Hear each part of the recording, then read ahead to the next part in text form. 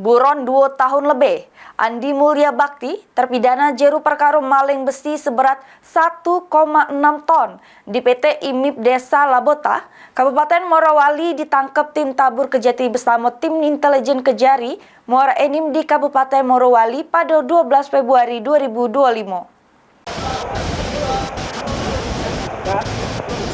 Tanggapannya, Kak?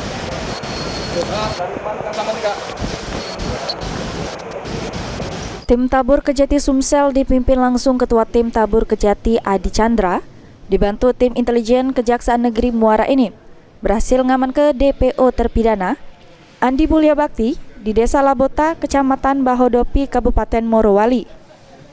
Andi Mulya Bakti ini merupakan terpidana jeru perkara maling besi seberat 1,6 ton di kawasan Muara Enim.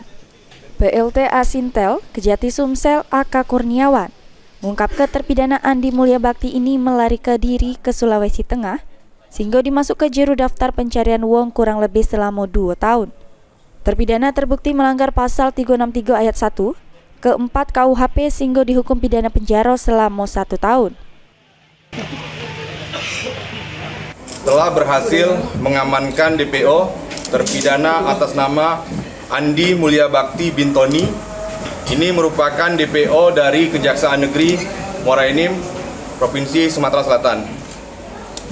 Ini adalah DPO yang kedua yang berhasil kami amankan dalam kurun waktu lebih kurang 2 minggu di bulan Februari tahun 2025. Kami tetap menghimbau kepada para DPO yang lain agar segera menyerahkan diri ke Kejaksaan Tinggi Sumatera Selatan atau tim tabur kejaksaan yang akan melakukan pengejaran dan penangkapan, karena tidak ada tempat yang aman bagi para DPO. Selanjutnya, terpidana Andi Mulya Bakti dibawa tim intelijen Kejari Muara Enim ke lapas kelas 2B Muara Enim untuk dieksekusi. Heru Wahyudi, PAL TV.